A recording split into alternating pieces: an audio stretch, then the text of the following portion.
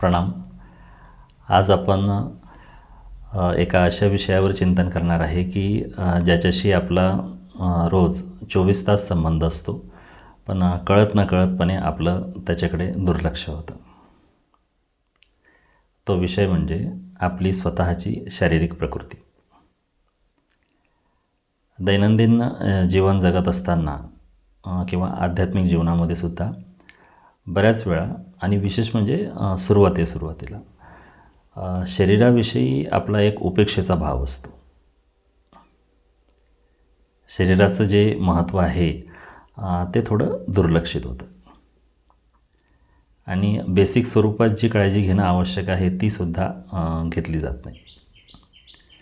आणि त्यामुळे जर काही आपल्याला त्रास झाला आणि काही अस्वस्थता निर्माण झाली तर आपल्या साधनेला ब्रेक लागतो, अडथळा निर्माण होतो, साधना लांबणीवर पडते.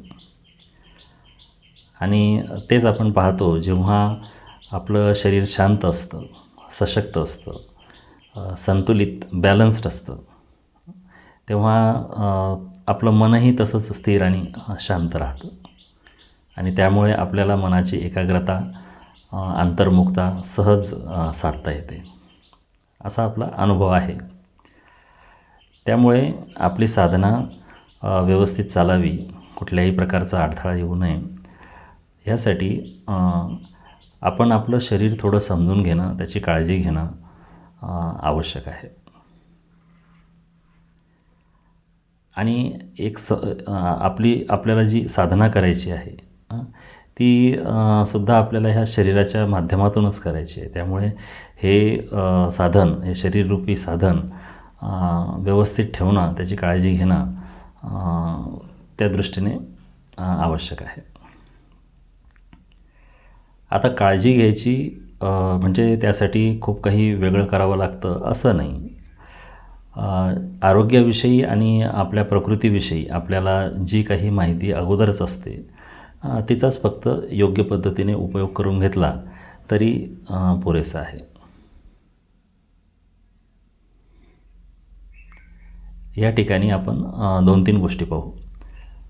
पहिली गोष्ट म्हणजे आयुर्वेदानुसार आपल्या 3 मूलभूत शारीरिक प्रकृती असतात. आपल्यापैकी बहुतेकांना त्याची कल्पना आहे. वात, कफ आणि पित्त. ह्या ज्या 3 प्रकृती आहेत, वात प्रकृती, कफ प्रकृती आणि पित्त प्रकृती, ह्या प्रकृतींचा प्रभाव, यांचा परिणाम आपल्या ऊर्जेवर, एनर्जीवर, आपल्या पचनशक्तीवर, आपल्या झोपेवर आणि आपल्या मानसिक स्थितीवरही होत असतो. म्हणून आपली शारीरिक प्रकृती कोणती आहे, ती वात आहे की कफ आहे की पित्त आहे, ते ओळखून तिच्याशी आपली जी जीवनशैली आहे, आपलं जे लाईफस्टाईल आहे ते आपण जुळवून घ्यायला पाहिजे. निदान 2-3 गोष्टी ज्या महत्त्वाच्या आपण रोज करतो, जसं आपला आहार आहे, आपण जे अन्न घेतो त्याचा प्रकार, अन्नाचा प्रकार, आपली झोप, आपल्या झोपेचा प्रकार म्हणजे स्लीप पॅटर्न, आणि आपला व्यायामाचा कुठला प्रकार आपल्याला सूट होतो, ह्या ज्या 2-3 गोष्टी आहेत त्या आपली जी कोणती प्रकृती असेल, वात असेल, कफ असेल, पित्त असेल, तिच्याशी आपण जुळवून घ्यायला पाहिजे. आणि हे साहजिकच प्रत्येकाचं वेगळं राहील, कारण प्रत्येकाची शारीरिक प्रकृती वेगळी असते. ही झाली एक गोष्ट. दुसरी गोष्ट, आपली जी दिनचर्या असते, आपलं रुटीन, ते शक्य तितकं ठरलेलं असलं पाहिजे. त्याच्या वेळा ठरलेल्या असल्या पाहिजे. आपण ज्या गोष्टी करतो, निदान ह्या ज्या 2-3 गोष्टी आहेत, आपली जेवणाची वेळ, झोपेची वेळ, व्यायामाची वेळ, यांच्या वेळा ठरलेल्या असल्या पाहिजे. त्यामुळे आपल्या शरीराची जी एक बायोलॉजिकल क्लॉक असते ती व्यवस्थित सेट होते. आणि त्याच्यामुळे आपल्या शरीरात एक रिदम, एक लय साधली जाते आणि शरीरावरचा ताण कमी होतो. एक प्रकारे शरीर आपल्यावर विश्वास ठेवायला लागते आणि हळूहळू अ, अ, म्हणजे आपल्या निरीक्षणातून, आपल्या प्रत्यक्ष अनुभवातून ह्या गोष्टी करत असताना आपलं आपल्यालाच कळायला लागतं की काय खाल्ल्याने आपल्याला त्रास होतो, काय खाल्लेलं आपल्याला पचतं आणि काय केल्याने कशाने आपल्याला आपलं मन शांत राहतं. हे आपलं आपल्यालाच कळतं. आपलं शरीरच आपल्याला सांगतं. शरीराची भाषा आपल्याला कळायला लागते.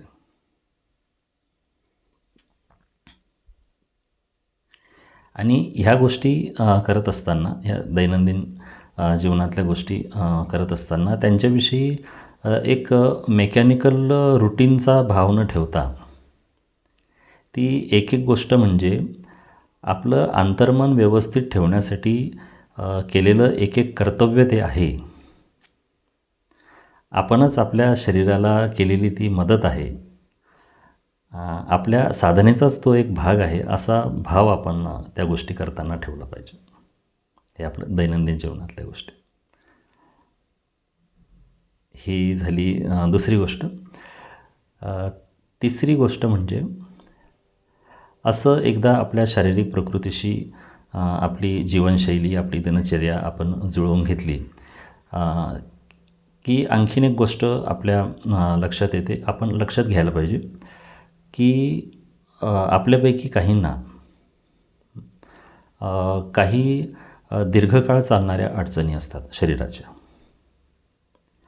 जसं काहींना जुनी सांधेदुखी असते, काहींना पाठीचा, मानेचा त्रास असतो, काहींना थायरॉईडचा त्रास असतो, तर काहींना BP, शुगर, म्हणजे असे दीर्घकाळ चालणाऱ्या अडचणी असतात.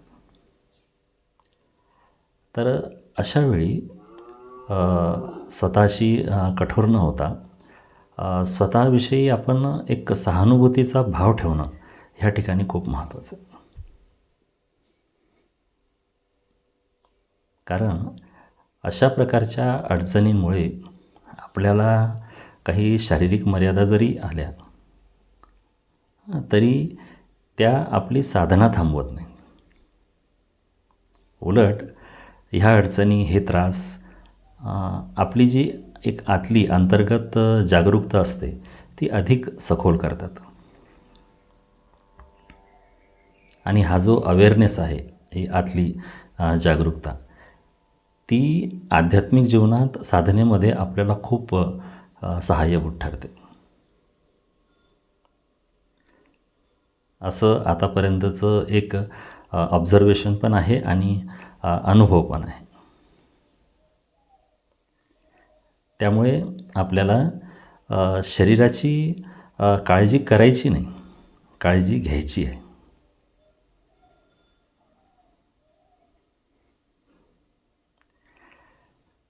तर ह्या ज्या 2-3 गोष्टी आहेत, आपण एवढ्या जरी सांभाळल्या तरी आपली साधना व्यवस्थित चालवण्यासाठी आपल्याला बरीच मदत होते. अशा प्रकारे आपण आपली शारीरिक प्रकृती समजून घेतली, आपलं फिजिकल नेचर समजून घेतलं आणि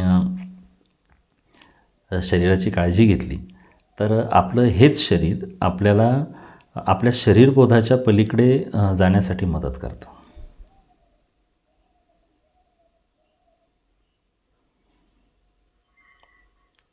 शांतपणे आणि लक्षपूर्वक ऐकून घेतल्याबद्दल धन्यवाद. स्वतःची काळजी घ्या. आपण परत भेटूच. प्रणाम.